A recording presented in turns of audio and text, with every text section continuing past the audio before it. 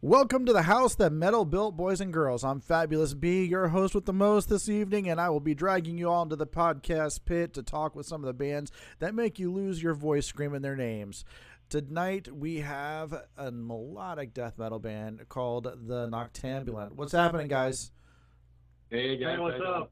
Oh, nice. Seem like you guys haven't really been hit so far from the COVID stuff. well, we're in Jacksonville, Florida, so it's, like everywhere else, everything's being canceled. Our tours and shows, and the bars are canceled. Everything's shut down, so we're just kind of sheltering in place, recording music. Canceling life as we know it. Basically, yep. Can't even go to a bar anymore. Son of a bitch. And you know what? And I bet you there's probably a ban on Coronas as well because they're that stupid. That's true. Yeah. All right. So you guys want to tell the listeners, viewers, a little bit about yourselves? Who do we have on the show with us tonight? We got Philip and Darren, singer, guitar player. I'm the drummer. And we are 2/3 of the Noctambulant. Awesome. Yeah, we started around 2012. Yeah, October of 2012. We started putting song ideas together and stuff, and working up some set lists and just kind of going with that. Yeah, it was just gonna be like a 2-man thing between us, just to have fun. And then someone was like, "Oh, I hear you like black metal. Can you put together a band for a show?" And we said, "Sure, we can do that." Yep. And here we are. Yeah, our first show was, I think it was 5 originals and 4 cover songs to fill up the set. But it went real well, and we got asked to do another show, and we got asked to do another show, and we were kind of riding the wave on that one after that. And then we decided to put together an EP. Our first EP was Dreams of Rotten Silence. That came out in the early part of 2013 or the end of 2013. I think the end. So and from there we've done 3 EPs and 2 albums. We've toured the U.S. numerous times. We've done Scandinavia, Northern Europe. So yeah, we've been pretty busy. Oh, that's badass, guys. Yeah. I don't know if you guys knew, but I'm actually starting a Florida Metal Radio Global show, which I just did my first band from Australia last week. So, so I'm trying to bring the metal world all together through this show. But hell yeah! So the Noctambulant. How did you guys settle on that name? I was thinking about this the other day. I can't actually remember the conversation, but I took Latin for years in high school because I'm a nerd, and listening to Immortal a lot because I love Immortal. He's always talking about noctambulant grimness, and I'm like, that doesn't make sense if you know what noctambulant means, but it sounds cool.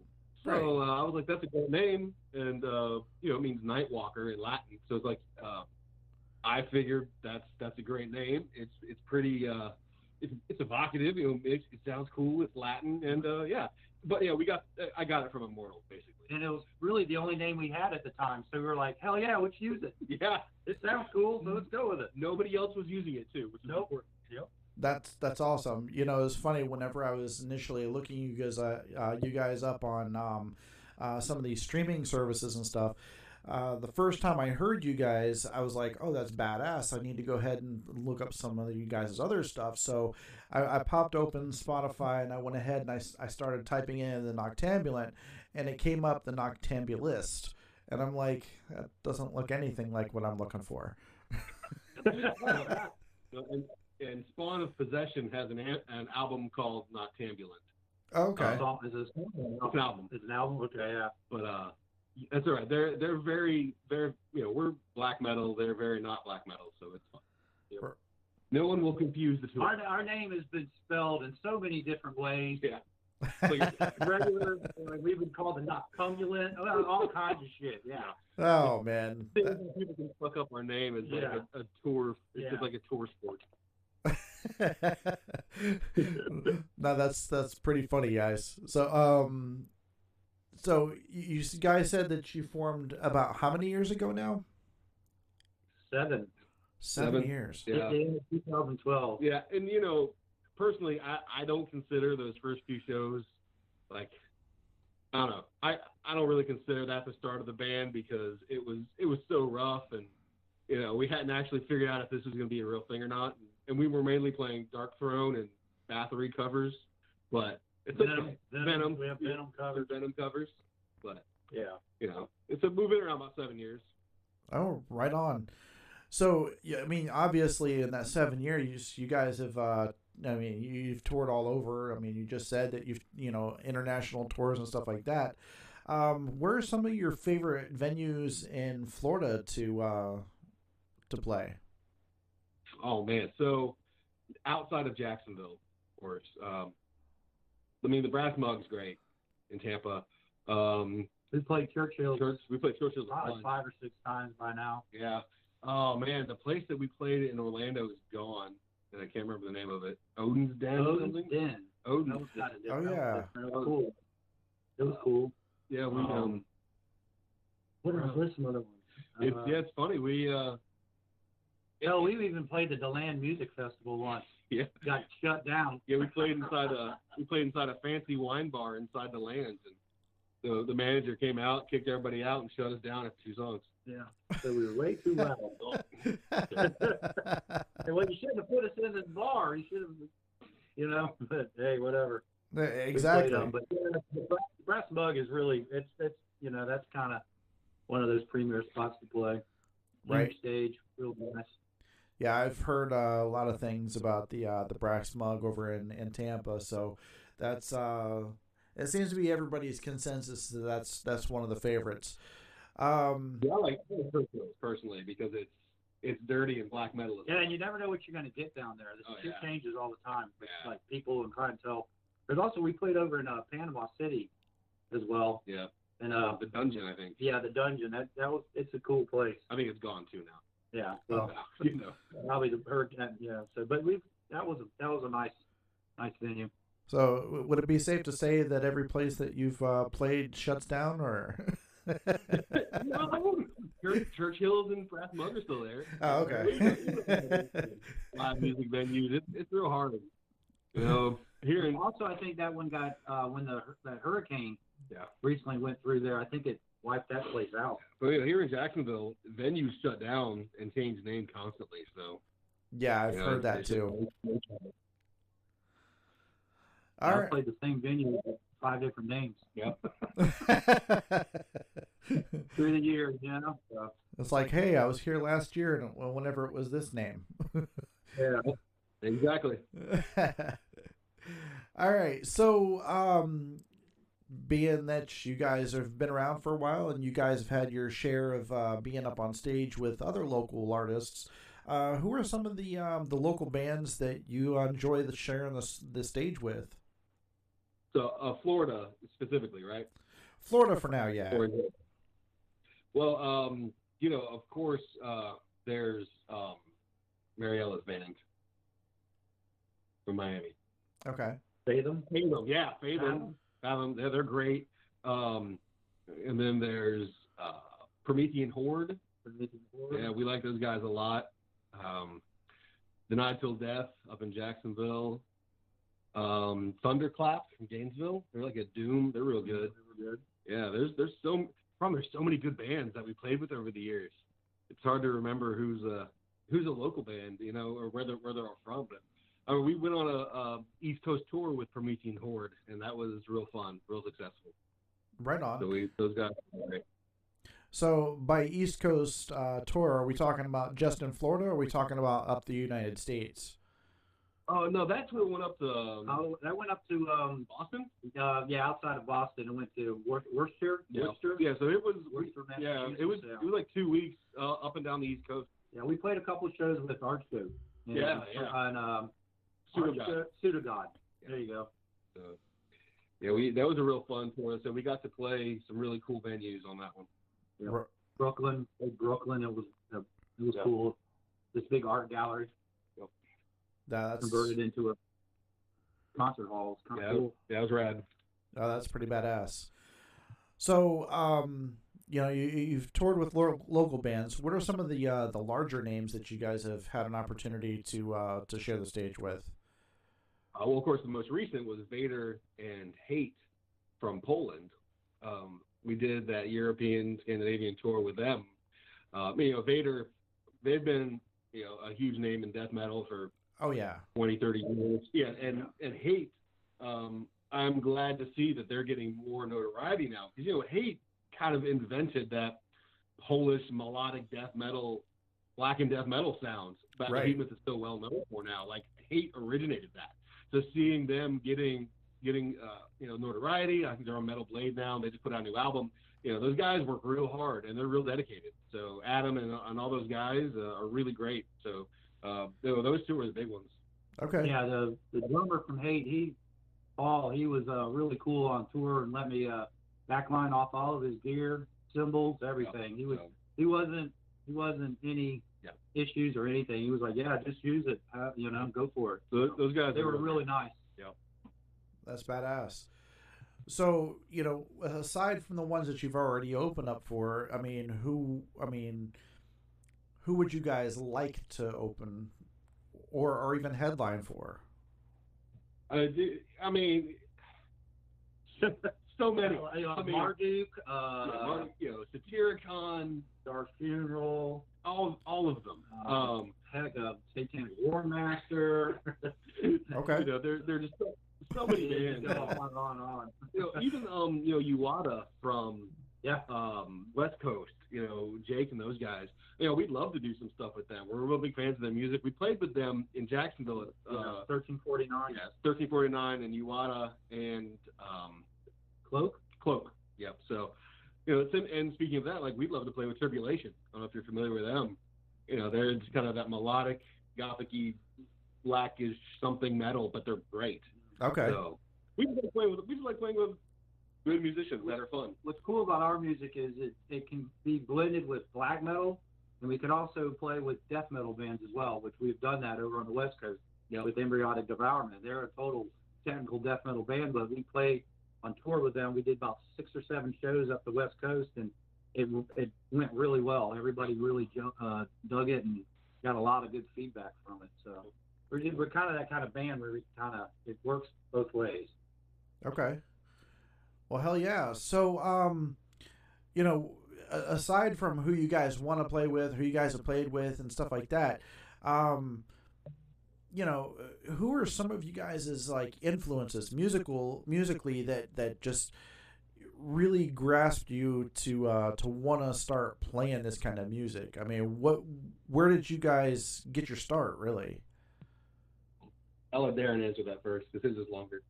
I would have to say my biggest influence is, as I'm a little bit older, I started off with, I was a Kiss Army Club kid, so I was really into Kiss when I was young, and then when the 80s came around, I really got into thrash and crossover. I was also into hardcore punk, but the thing that really got me wanting to play music was when Voivod. I'm a huge Voivod fan. Oh, hell yeah. They came out with their album, Ancient Hatros. And when I heard that album, there was just something about it. I was like, I think I want to do this. It made me want to play. Now, originally, I was a guitar player. And I moved over to drums after that, just because of, basically did a band going. But at the same time, that album kind of, between that and Dave Lombardo from Slayer, that album and him with Slayer was like, I want to play drums, And then after that, things kind of, more drummers, a DRI, COC, Of course, I got into Creator and all that kind of stuff and everything, and that just went from there. But, that kind of thing, that's what got me going, was really pretty much Voivod and Dimension Atros. That album was it just blew me away. Yeah, I felt the same way with DRI Thrash Zone. I picked that album up and I was like, oh, hell yeah, this is me.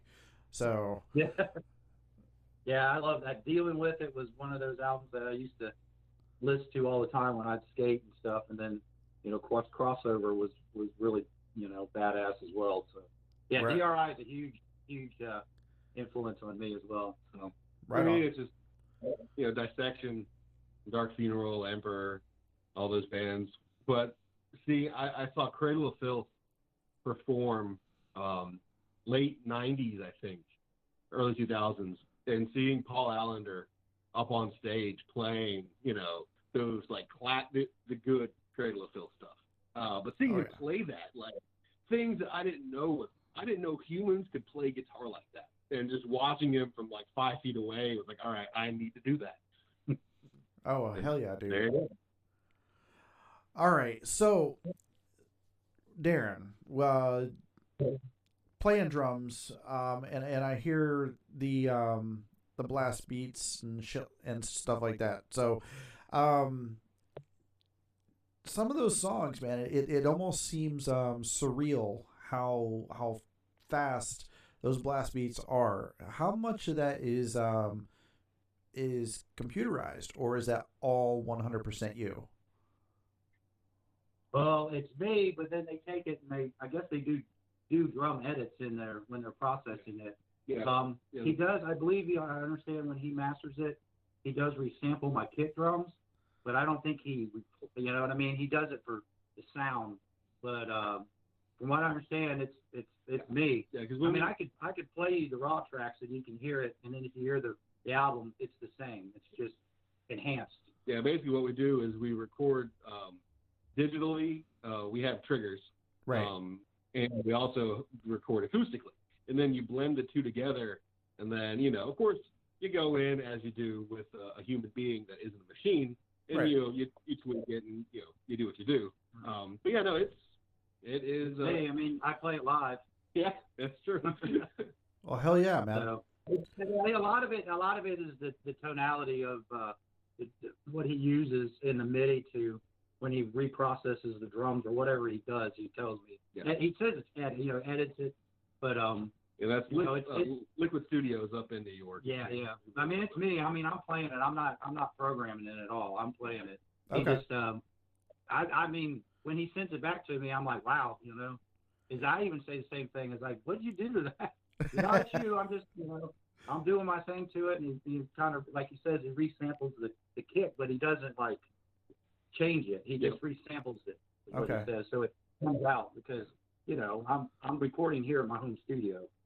Okay. But at the same time, I could actually send you a track from the raw track, and you can hear it and go, oh, okay, yeah, he's really playing it. Yep. Yeah. So, and you hear all the extra clicks and clacks and all the extra bleed over and everything else. So, yeah.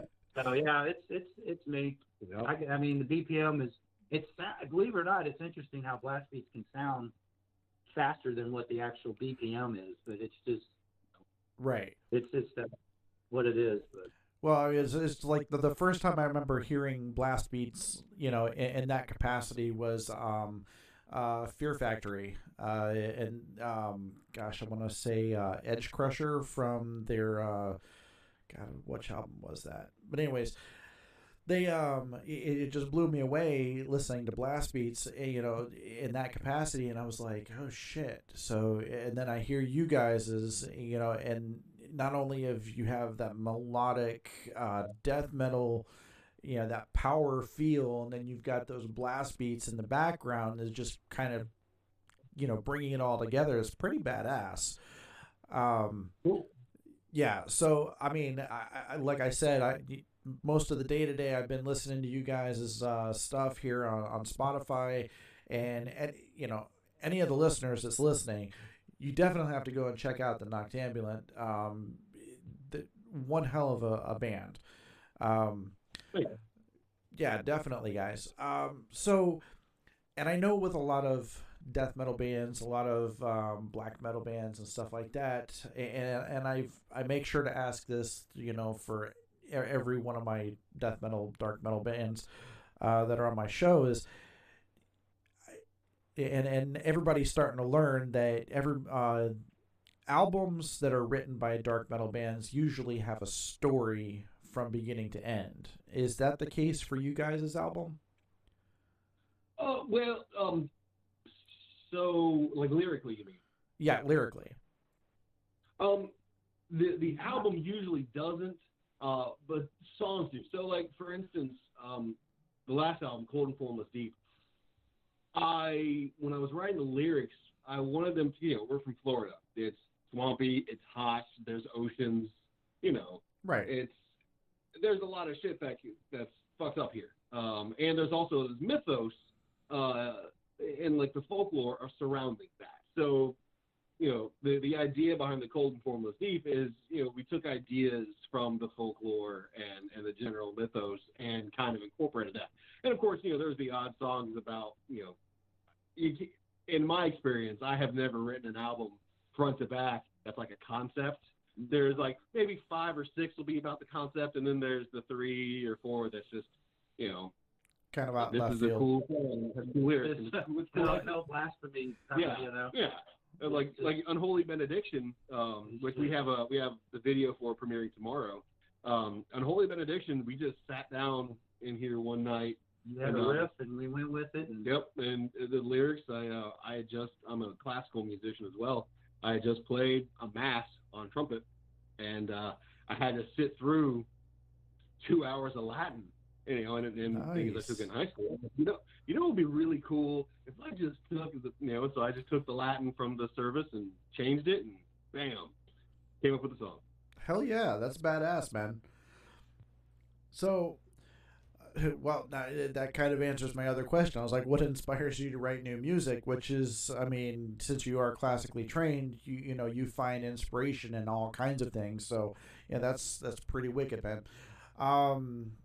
So, speaking of music, we have some of your new stuff. We've got Unholy Benediction, like you just mentioned, we're going to have the video released tomorrow.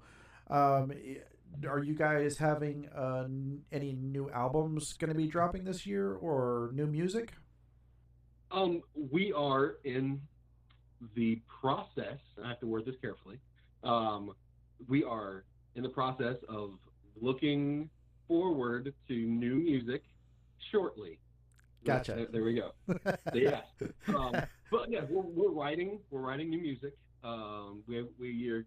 We got ideas and some riffs, and we're starting to kind of hopefully put it in a cohesive fashion.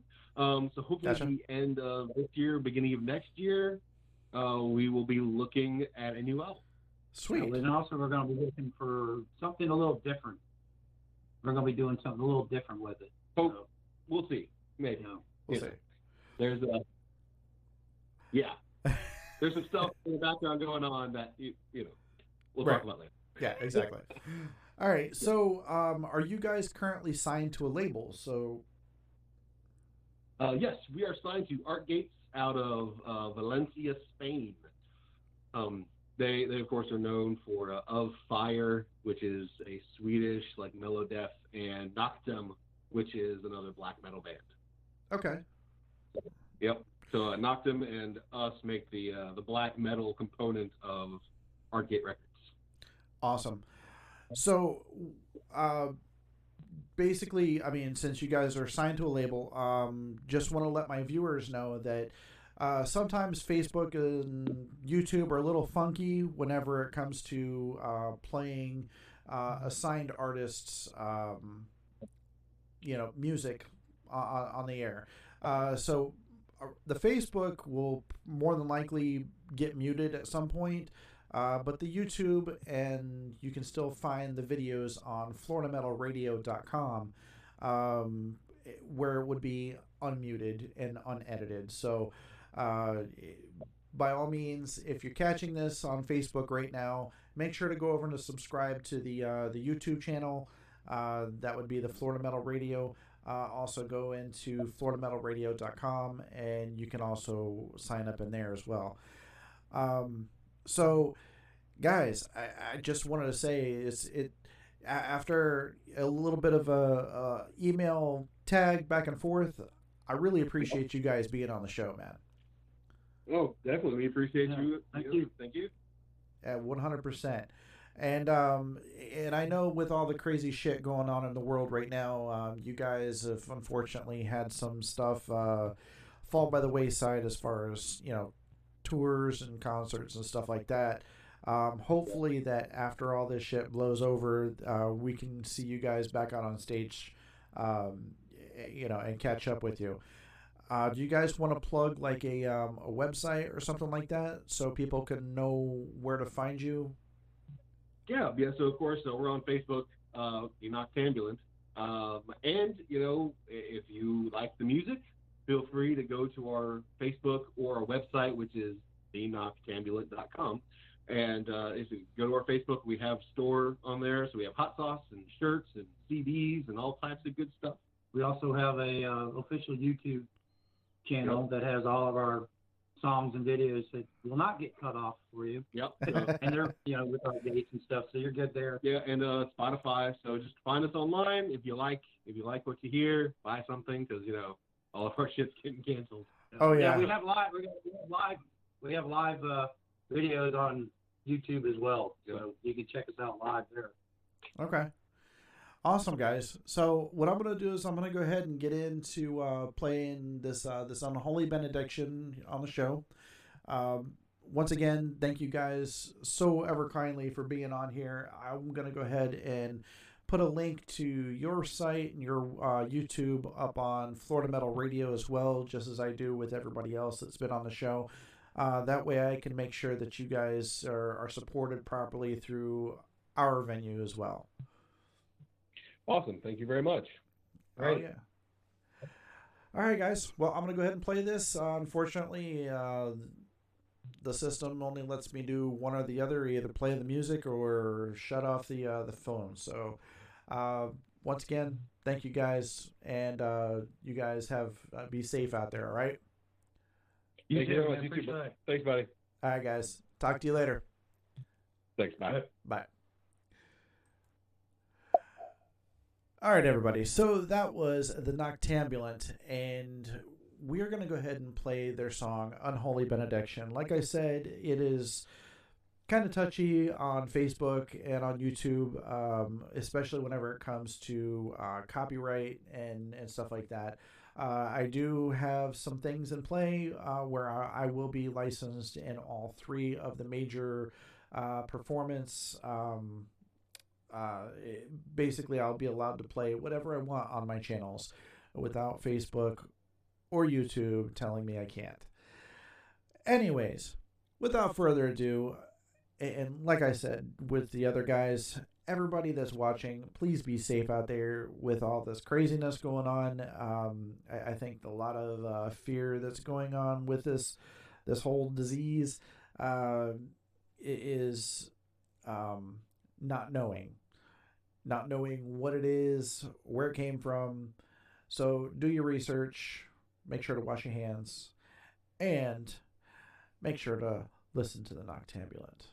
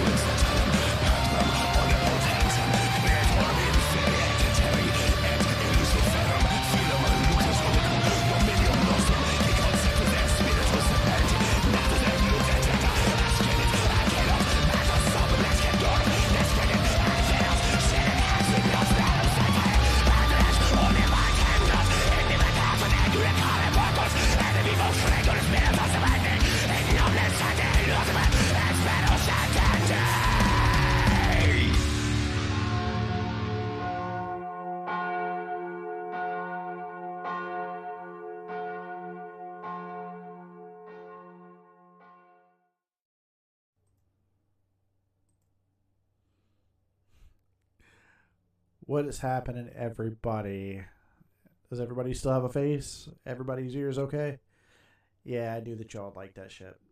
Anyways, that is the Noctambulant. Make sure to find Unholy Benediction on their YouTube channel.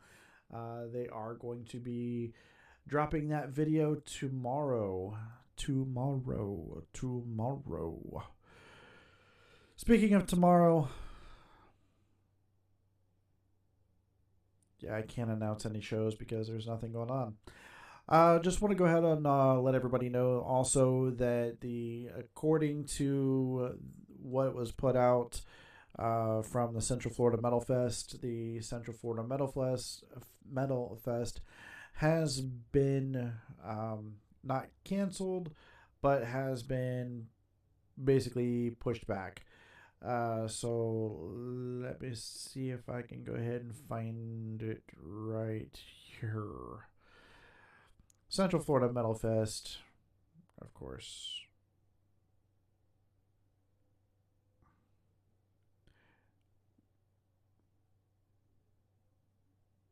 I can't find it. August 21st through August 23rd this year, later on this year. Basically, so whenever all this shit blows over, with the COVID-19 and Kofifi or whatever the hell it is. So, like I said, make sure to stay informed, wash your hands, keep it metal. As the immortal Ricky Rackman once said, keep one foot in the gutter, one fist in the air, keep it real, keep it metal, and fuck yeah.